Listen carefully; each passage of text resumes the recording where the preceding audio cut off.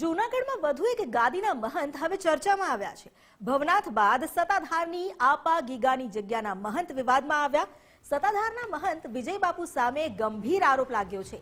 વિજયબાપુના પૂર્વ શ્રમના ભાઈએ ગંભીર આક્ષેપ લગાવ્યા.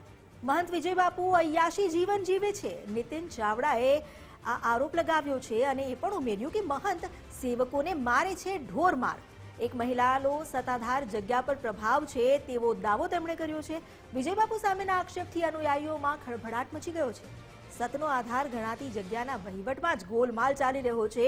નીતિન ચાવડાએ આરોપ લગાવ્યો છે. સાથે કરોડો રૂપિયાના વહીવટમાં ગોલમાલ થયાના આરોપ છે. સત્તાધારની જગ્યાનો વહીવટ સરકાર હસ્તક લેવાની તેમણે માંગ કરી છે. અમારી સાથે જોડાઈ ગયા છે સંવાદદાતા કૃણાલ બારડ. કૃણાલ, વધુ એક જે મહત્વની ગણાતી અને આધ્યાત્મિક રીતે જોવા જઈએ તો એક પવિત્ર પાવન ગણાતી સત્તાધારની જગ્યા આપા ગીગાની જગ્યા, અને ત્યાં પણ હવે મહંત વિવાદમાં આવ્યા છે. જે આરોપ લગાવવામાં આવ્યા છે, શું પુરાવા સામે આવ્યા છે? બિલકુલ અમિતા, જો વાત કરીએ તો સૌરાષ્ટ્રનું સૌથી મોટું ધામ કહી શકાય તેવું સત્તાધાર ધામનો જે વિવાદ છે તે વિવાદ ચરમસીમાએ પહોંચ્યો છે. વિજયબાપુ છે તેના ઉપર ગંભીર જે આક્ષેપો છે તે તેમના જ મોટા ભાઈ છે નીતિન ચાવડા તેના દ્વારા કરવામાં આવ્યા છે. આપણી સાથે નીતિનભાઈ જોડાયા છે, એમની સાથે જ સીધો સંવાદ કરીશું. શું વિવાદ છે નીતિનભાઈ, શું કહેશો? તમે એટલા ગંભીર આક્ષેપો લગાવી રહ્યા છો, કઈ પ્રકારના પુરાવા છે અને સીએમ ને પણ પત્ર લખ્યો, શું કહેશો? એ સત્તાધારની અંદર છેલ્લા 20 વર્ષથી મહંત પદે છે. શરૂઆતના વર્ષોમાં એમનું વર્તન વાણી વર્તન બહુ સારું હતું, પણ લગભગ 10 વર્ષથી એ સત્તાધારની જગ્યા પર ગીતાબેન વ્યાસ નામની એક મહિલા જે એકદમ ફાલતુ 3-4 લગ્ન કરીને ત્યાં વસવાટ કરે છે. આખો સત્તાધારનો વહીવટ એ ગીતાબેન વ્યાસ ચલાવે છે. આ ભાઈ આખો દી નશામાં ચકચૂર હોય છે. લોકોને મારવા, બિનજરૂરી રીતે એનું કોઈ વાત કરે તો એની સાથે પોલીસ દ્વારા માર ખરવા. અમારા માંડવડના ભરતભાઈ ટાકને 2 ફામ માર મારેલો અને કાનના પડદા તોડી નાખ્યા. આજે એની સારવાર ચાલુ છે. આ સિવાય મૂળ તો અમને આમાં કોઈ રસ જ નહોતો, પણ એક મિલનભાઈ બારોટ કરીને જે એક અહીંયા વેપારી છે નાનો એવો, એનું કેબિન નહીં મૂકવા માટે એણે વસંતભાઈ ચાવડાને વાત કરી કે ભાઈ મારું કેબિન મૂકવા દેતા નથી અને મને ગાળું દે છે. એ અનુસંધાને તમારા સગા જ ભાઈ છે, એની વિરુદ્ધમાં આવા પ્રકારના ગંભીર આક્ષેપો, કારણ શું? કારણ બસ એની દાદાગીરી ત્યાં એમ છે કે સત્તાધાર મારી માલિકીનું છે, પોતે એક જ વ્યક્તિ ટ્રસ્ટી છે. અને અમે ટ્રસ્ટમાં અમે હાઈકોર્ટની અંદર એક પિટિશન દાખલ કરી છે. એટલા બધા માર મારવાનું કારણ શું?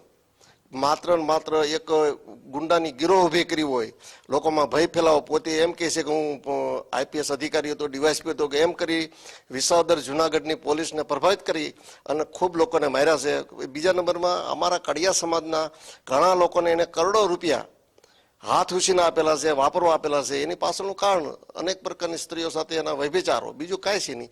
આ સિવાય ગીતાબેનનો પ્રભાવ એટલો બધો છે કે ગીતાબેન ખુદ લુખાઓને લઈને મને મારવા માટે, મારી હત્યા કરવા માટે લોકડાઉન પછી ભાવનગર આવેલા, પણ રસ્તામાં પાછા વળી ગયેલા છે. હવે આવું કૃત્યો કરે ત્યારે હું એનો સગા ભાઈ તરીકે આક્ષેપ ન કરું તો શું કરું? આ માટે સત્તાધારની અંદર વહીવટદાર નિમવા માટે મુખ્યમંત્રીને જાણ કરી છે. એની ગુંડાગીરી સામે હોમ મિનિસ્ટરને પણ જાણ કરી છે. આ સિવાય એના બીજા ઘણા બધા પ્રકરણો છે. કદાચ ઇન્ટરવ્યુ 1 કલાક હાલે ને તો સમય ખૂટે એમ છે. એટલે તમે તમારા મીડિયા મારફત આ લોકોને ઉજાગર કરી રહ્યા છે. બાકી એને ત્યાં રહેવા દેવાનું થતો નથી. કોઈ પણ સંજોગોમાં એના ગમે એટલા છેડા હોય, ગમે એટલા એના ગુંડા તત્વો હોય, આ એક જાતનો મિની આશારામ છે, બીજું કાંઈ છે નહીં. એમ સમજતો હોય કે હું કાંઈક છો. એ ઉંદર હતો, અમે એને બિલાડો બનાવ્યો છે, પણ એના બાપ અમે હાવજ છે, અમે એના હાવજ છીએ. એના અનુયાયીઓ અને એના જે ટ્રસ્ટીઓ છે તેમાં તો કોઈ ઓહાપો નથી. તમે અંગત રીતે ટ્રસ્ટમાં કોઈ છે નહીં, એક જ વ્યક્તિનો ટ્રસ્ટ છે. કોણ ઓહાપો કરે? અનુયાયીમાં કોઈ એના લુખાઓ છે, એ બધે ધમકીઓ જ આપે છે મારી નાખવાની, આમાં તેમ આ કરી નાખું, તે કરવાનું, ઢીકડું કરી નાખું, પૂછડું કરી નાખું. ગઈકાલે મને એક મેસેજ મળ્યા અમારા સત્તાધારના સેવક છે અનકભાઈ જાજડા કરીને. એમણે કીધું હતું દુધાળાની અંદર વિજયભાઈ ભગતનો એક સેવક છે લાલજી મકવાણા, એણે કીધું નીતિનભાઈને હું મારી નાખી છે, કે સત્તાધાર વિરુદ્ધ કેમ બોલે છે? આવા એ લાલજી મકવાણા સત્તાધારના કરોડો રૂપિયા વાપરે છે. એટલે એના અનુયાયીઓ જે પૈસા વાપરે છે એ લોકો ધમકીઓ આપે છે. ધમકીઓ આપે, એના હગા ભાંટા ભાઈને ધમકી આપે, એટલે એ શું સમજે છે? ગીતાબેન કોણ છે? તમે જે ગોંડલના શ્રીનાથગઢની એક ભવાઈ એની દીકરી છે. એને 2-3 લગ્ન કર્યા છે. સત્તાધારની અંદર વિજય ભગત ગયા એ પેલા અહીંયા ઝૂંપડું કરીને રહેતી હતી. 2 ને પ્રેમ થઈ ગયો છે. પછી એને લગ્ન કર્યા છે. મુંબઈના વાડા વિસ્તારની અંદર દહીસર ગામની બાજુમાં વાડા અહીંયા લગ્ન કર્યા છે એવું બિન સત્તાવાર જાણવા મળે છે. હજી અમારી પાસે એના પુરાવા મળ્યા નથી કે મૈત્રી કરાર કરેલ છે, પરંતુ એ બાઈની દાદાગીરી એટલી છે કે કેટલા લોકોને માર્યા છે, કાનના પડદા તોડી નાખ્યા છે, કોઈને હોસ્પિટલમાં સારવાર લીધી છે. પોલીસ તંત્ર વિસાવદરનું એટલું જ જવાબદાર છે, કારણ કે વિજય ભગતે એમ કીધું કે હું આજે તમે જે કહી રહ્યા છો પુરાવા વગર આક્ષેપ, ગીતાબેનની વાત, ગીતાબેનના પુરાવા અંગે સોશિયલ મીડિયામાં આ અગાઉ ઘણું બધું ફેસબુકમાં, ઇન્સ્ટાગ્રામમાં અમારા વસંતભાઈ ચાવડા અમરેલી વાળા ઘણું આપ્યું છે, પુરાવા સહિતનું આપ્યું છે, અને બધા પુરાવા મારા હાથમાં જ છે ઓલરેડી. જો વિજય ભગત સાચો હોય તો મારી સામે કોર્ટમાં જાય ને, મને ગાંધીનગર જેલમાં કોણ ના પાડે છે? આ મીડિયા મારફત એને કહું છું કે તું સાચો હો તો મને જેલમાં ઘાલ દે નહીં, અને તું મારા 14 વર્ષ રોટલા ખાધા છે, તારા હિંમત તો આવી જા મેદાનમાં, અને તારો સાધુ સમાજ તારી પડખે કોઈ છે નહીં અત્યારે, રાજકીય માણસો તારી પાસે કોઈ છે નહીં અત્યારે, અને તું આના ગુંડાઓ મારફત, ગીતા વ્યાસ એમ કે પોરબંદરના ગુંડાઓ મારફત હું તારું મર્ડર કરાવી નાખીશ. કેમ ભાઈ? તારી પોલ ખોલવું એટલા માટે? આ એક માણસ સંતને લાયક નથી, સંતની વ્યાખ્યામાં આવતો જ નથી, એક લુખો કડકો, એને ક્યાંય નોકરી કરી જ નથી, મારા રોટલા માટે 14 વર્ષ એને જીવન પસાર કર્યું છે. છેલ્લી શું માંગ છે તમારી? તમે શું ઈચ્છી રહ્યા? મારી એ વાત છે કે ગીતા વ્યાસને ત્યાંથી રવાના કરી દે સત્તાધારમાંથી.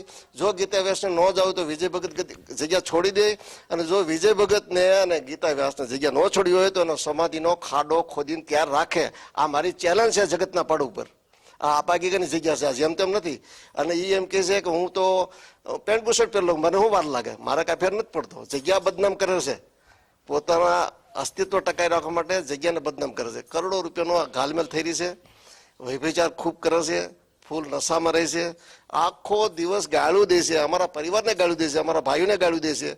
મારા મોટા ભાઈને અમદાવાદ નાનજીભાઈ ચાવડા છે, એને આ ગીતા વ્યાસે ધમકી આપી હતી કે હું પોરબંદરના અમુક ચોક્કસ કોમના ગુંડા તત્વોને ઉતારી અને હું તારું મર્ડર કરી નાખી. એ મર્ડર કરવા નીતિનભાઈ સામે કરી.